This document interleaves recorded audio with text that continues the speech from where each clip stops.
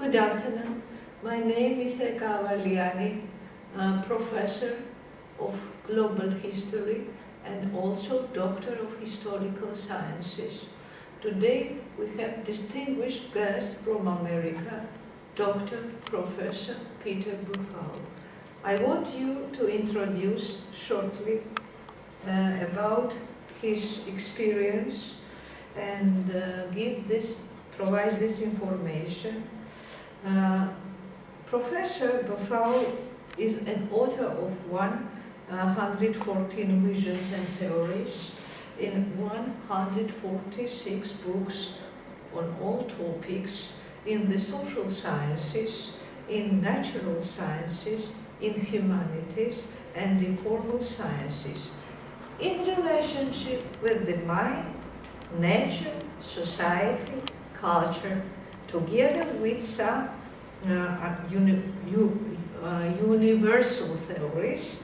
Unified theories. Unified theories of everything. Also, I would like to mention that Professor Peter Baofu had an opportunity to travel and live around the world in 1940 nations. He was staying and sharing his experience, as well as this year he plans to visit more than 100 nations.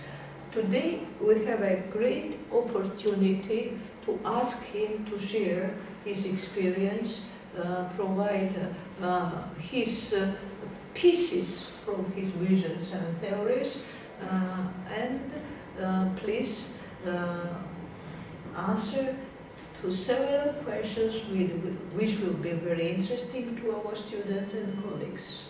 I have been in 94 countries around the world so far, and should be more than 100 at the end of this year, and in all continents, in all regions. And I noticed that different countries, in this case the Caucasus and also in Africa, as you just mentioned, they are very different from each other, but they are also very similar in many ways. Let me give you some examples. In terms of similarities, I think that all academics, whether they are here or they are in Africa, they also concerned with some basic education in terms, let's say, of the theories and practices or whatever they do in political science, in economics, in philosophy, in sociology. They have certain concerns. Understanding methodology, theories, concepts, for example, classification. So all of them, African, Latin American, Caucasus, European, Chinese, American, whatever that might be, they have certain concerns. And they have to understand, they want to understand too about different approaches, different theories, different ideologies. So that is common in all of them. It doesn't matter Armenia, Azerbaijan, or Africa. But on the other hand, there are also a lot of differences among them. For example, African universities on average are not as developed as the one, let's say, in Western Europe or in some of the regions over here, even though the differences between, let's say, Georgian and African levels of education is not as much as the differences, let's say, between the American and the Africans in that sense. So in that sense, there's some tremendous divergency about this, because that way of thinking, the way of their mindset is different. Part of that is their own ideologies. Each country has their own ideology. Each culture has its own different values and ideas. So consciously and unconsciously, they impose their cultural mindset and values and ideas into understanding no matter what the topic is. This is true not just in Africa, that's true even in America, even in Europe, even in China, even in Caucasus, everywhere. So these are some good examples that there are some differences among them, but there are also some similarities among them too. And that is one of the fundamental problems and also causes of human misunderstanding or human differences in values and beliefs. And education is no exception. Thank you. I have this kind of question. After this huge experience you have gained from this work, working with different academia and people, how you plan to combine this knowledge and produce a universal, let's say, knowledge which can be applicable to each country, each academia, and what you say, you have already produced several theories about everything. Yes, that's a very good question. In fact, this is one of the reasons that I'm engaging on a global tour. The reason I do that is because my methodology and my approach to knowledge is very different from many other professors or writers. Instead of doing some research, let's say in libraries or going to the internet and read some books about it or watch videos or documentaries, I would like to go to different countries and live with the local people, make observations on the ground, talk to different academias and talk to different organizations, NGOs, different things. And I want to see them on the ground and to live together with them, to submerge myself to them, not just in one country, one culture, but also in many of them. So in that sense, that's exactly what I'm doing, and that's why I am on a global tour, and I have been in 94 countries so far. It should be more than 100 by the end of this year, 2018. And you ask the next questions, how does that affect my thinking, my ideas, my values? One good example is what I'm proposing, because I propose more than 114 theories and visions so far. Some of them are what I call the unified theories of everything. Now, by that, I don't mean to talk about physics. In fact, what I'm doing is even more important, even more fundamental than the unified theory in physics. My unified theories is really about unified of everything, no matter physics, chemistry, biology, political science, philosophy, economics. Let me give you one example. One of the theories is what I call existential dialectics, which I propose so far 69 principles. And these principles, 69 of them so far, can be used to talk about, to analyze any topic, no matter what it is, either in the social sciences, the natural sciences, the formal sciences, or the humanities. So once you are able to use these 67 principles, you can use them to analyze everything. They give you tremendous power in a way, but also higher form of intelligence. Now, we humans are a bit more primitive at this point of civilization. That's why another theory of mine is what I call the theory of post-humanity, in which I predict that the human mind will not last. It will be replaced by what I call the post-human mind, the post-human species. Those are not humans anymore, not like you and me. They will be far into the future, but we are progressing toward that. And the post-human mind will be more appreciative of what I'm doing, because many of the visions that I have is far into the future. Some of them are happening now, but some others are happening far into the future. So this is a question with tremendous implications for the future. And that's why your question in that sense is very appropriate, but also very profound, because it catches some of the fundamental purpose of my research and my publications.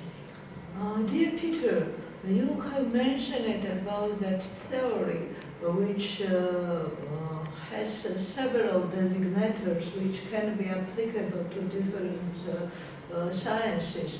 And so, as I found, you have very good education, and you have had an opportunity to combine many different fields, and after that experience, let's say, create your approaches to these sciences and humanities. So, can you give some examples, for example, which helps us to use these theoretical approaches both to sciences and humanities? Okay, let me give you some example. That's also a very good question. I have proposed 114 theories and visions so far. One of them is what I call post-democracy. The other one, out of the 114, 14. Post-democracy, yes? Yeah, one of them is called post-democracy. Another one is what I call post-capitalism. Now, post-democracy is a theory of mine in which I propose that democracy as we understand it right away, nowadays, will not last. It will be replaced in the future by different versions of what I call post-democracy. The second about capitalism. Capitalism, as we understand that now, will not survive. It will be replaced by what I call different versions of economic system, which are post-capitalistic. Let me give you one specific example about your question. How does my research help to solve some problems in real life together with my theories and my vision and my approaches? For example, nowadays in the US, because I'm from the US, so let me give you some example in the US.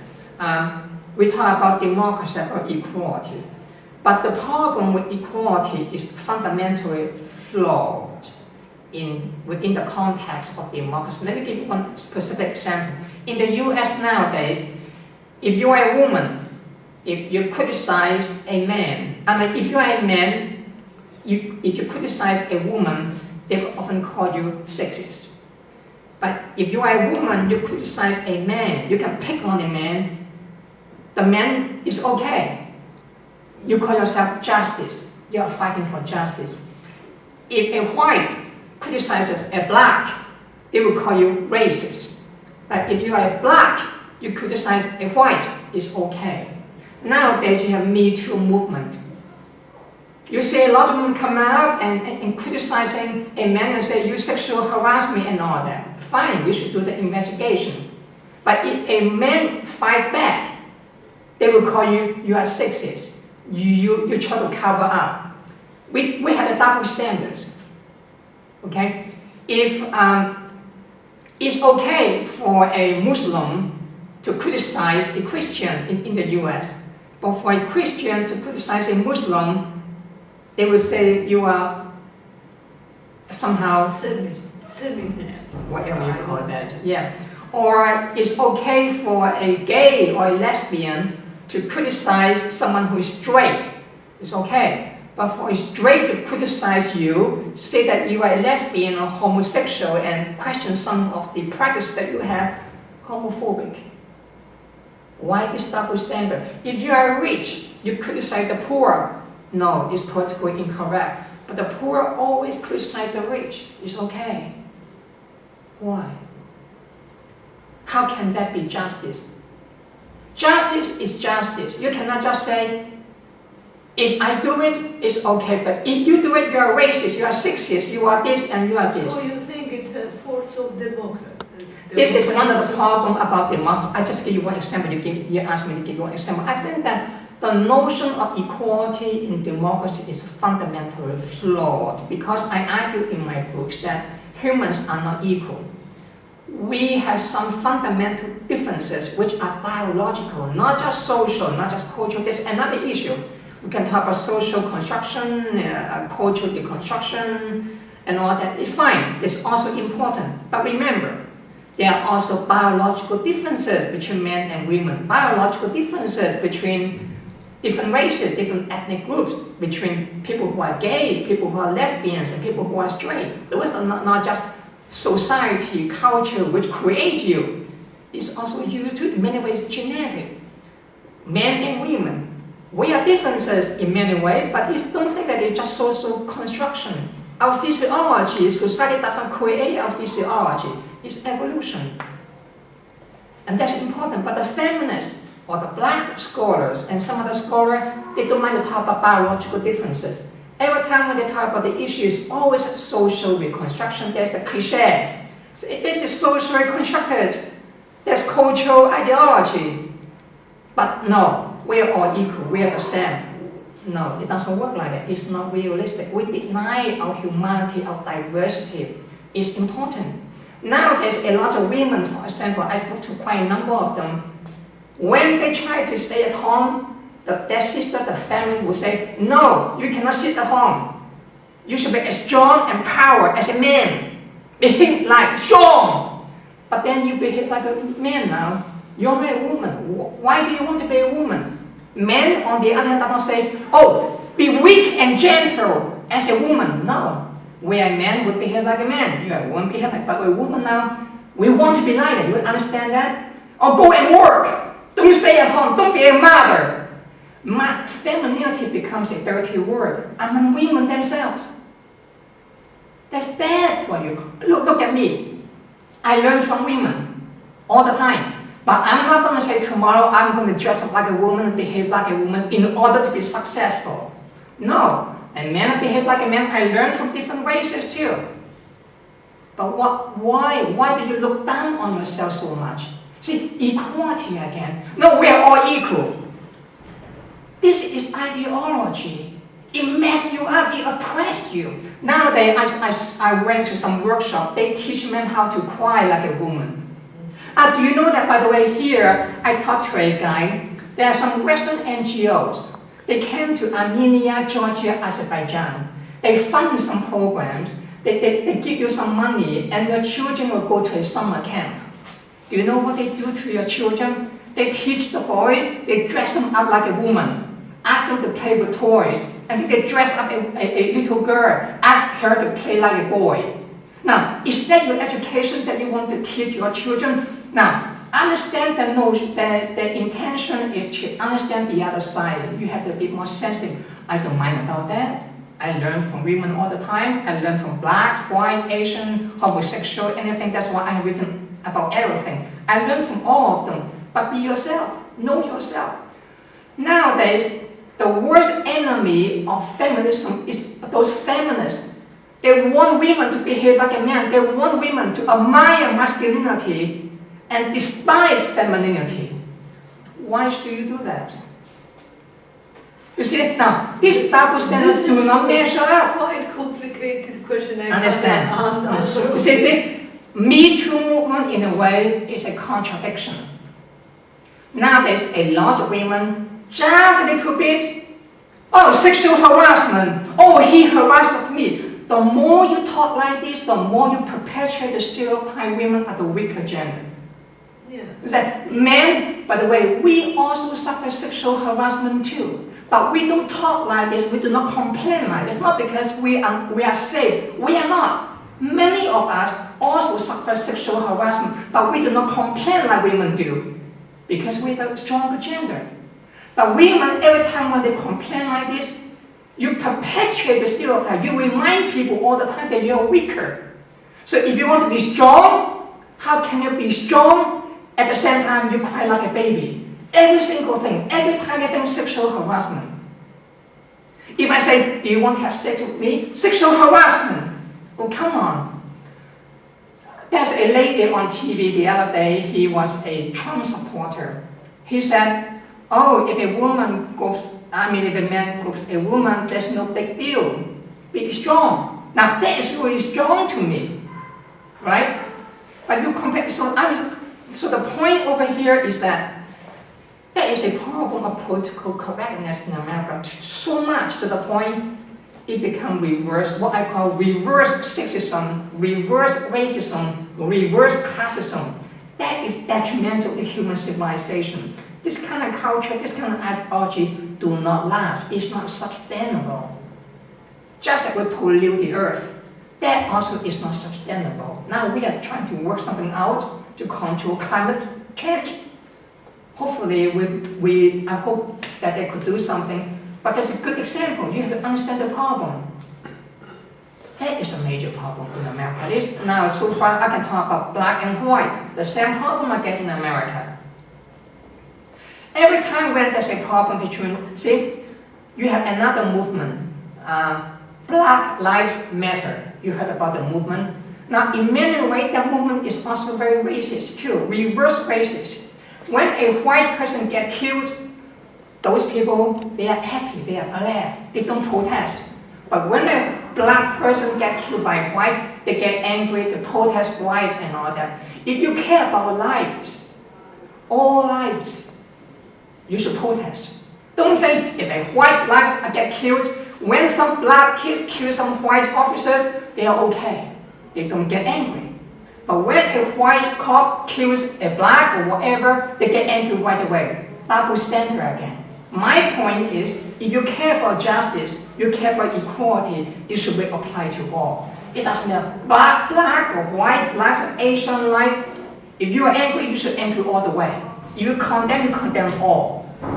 But Black Lives Matter movement, those people never condemn when white people get killed.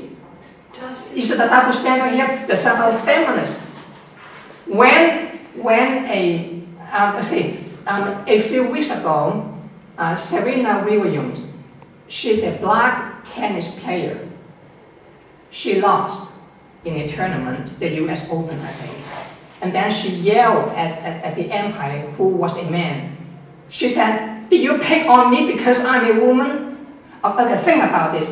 I think he picked on the man. She picked on the man because he is a man. If that umpire were a woman, could she behave like that? My point is, when a man picks on a woman, the woman gets angry. But when a woman picks on a man, it's okay. No, that's not. See, this is double standard again. I'm not defending either one.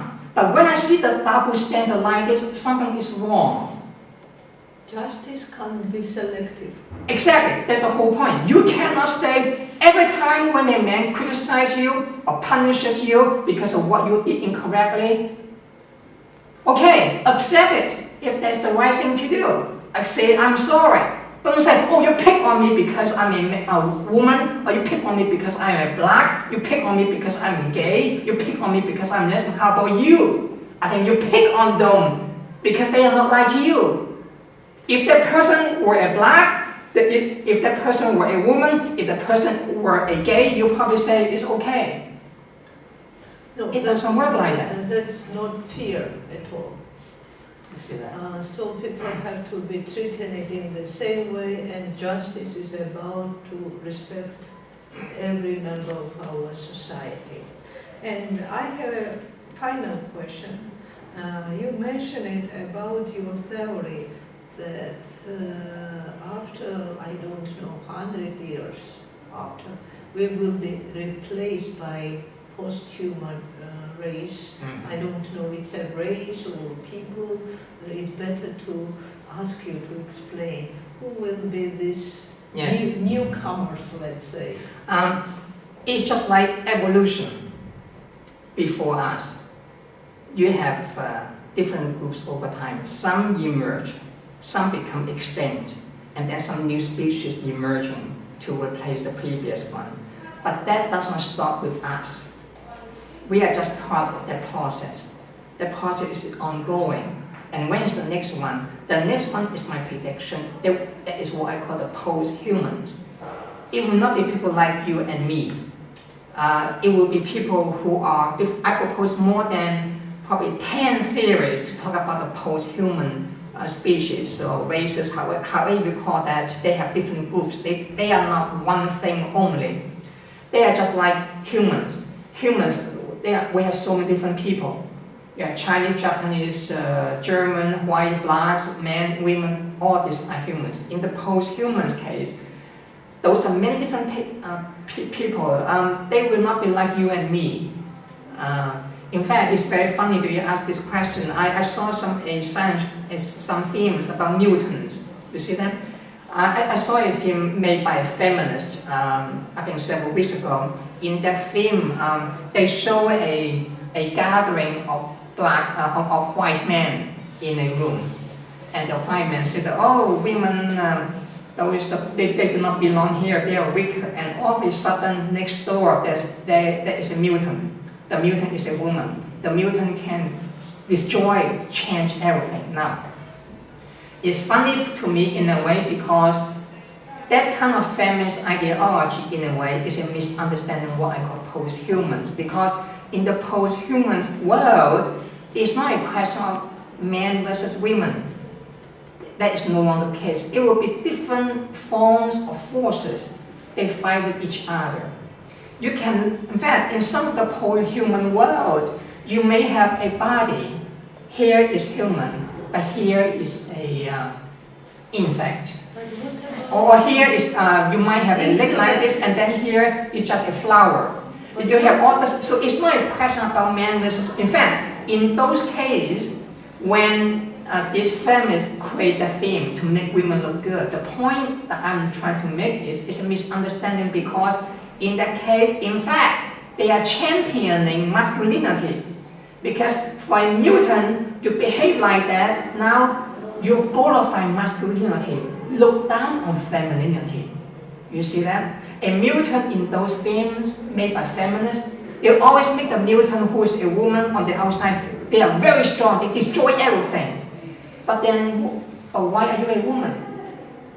Now you behave like a man. You understand me? So that is a contradiction, that's a problem that I see in the ideology, but in the post-human world, things doesn't work like that.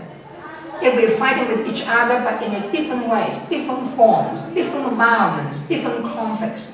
But we are still thinking like a human mind, fighting feminism versus masculinism. We are still thinking like that, but those are very primitive way of thinking about the post-human future. So there can be floating unconsciousness, or I propose hyperspatial consciousness, some combination of plant versus robotic, combination of different genetic makeup. I mean, all kinds of things. Some machine mixed with different flesh, also downloading of the human mind into a computer so that you can live in that machine instead of living. There are all kinds of possibilities. But that is not now, but we are progressing toward that slowly and slowly and slowly to the point that we will no more humans left. But even at that time, by the way, the people do not even notice they are not humans anymore because they are gradual.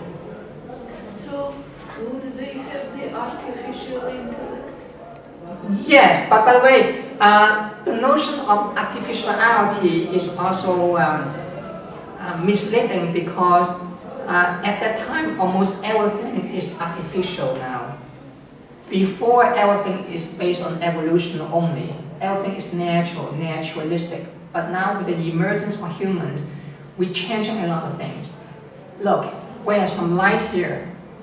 In the older days, without electricity, you don't have light. You live in darkness in the evening. But now we have light. When it's too hot, we have aircon. But in the older days, you do not have that. Lions and tigers or snakes in nature, they don't live like that. They don't have aircon. Hot is hot, cold is cold, you endure that. If you're not, then you die out. But now we have the technology. We are changing a lot of things in life. We are even changing, we are trying to change natural laws, by the way, in the longer term. I even propose in the future that we might even change the location, the movement of the planets and all that, but it's far, far, far into the future. The point is artificiality versus naturalness would have the kind of dialectic more and more. So it's no longer, it's the natural, artificial, the dialectic will move on, but in a different forms, different violence, different ways of understanding life. So, but they don't think in terms of what are you thinking, natural versus artificial. The notion of natural, artificial will be very different, but we move on to the next round. There will be many rounds to come. Thank you very much, Peter, for such a very interesting interview. I think our students will enjoy to listen us on IBSU television, and hope that they will learn much interesting things that they use during their research, during their classes, and during their writing essays. And now Georgian students, not only Georgian students, but international community of IBSU have an opportunity to use your books, your theories and views in their research papers. It was nice. Thank you very much to find time and stay with us. Thank you for inviting me.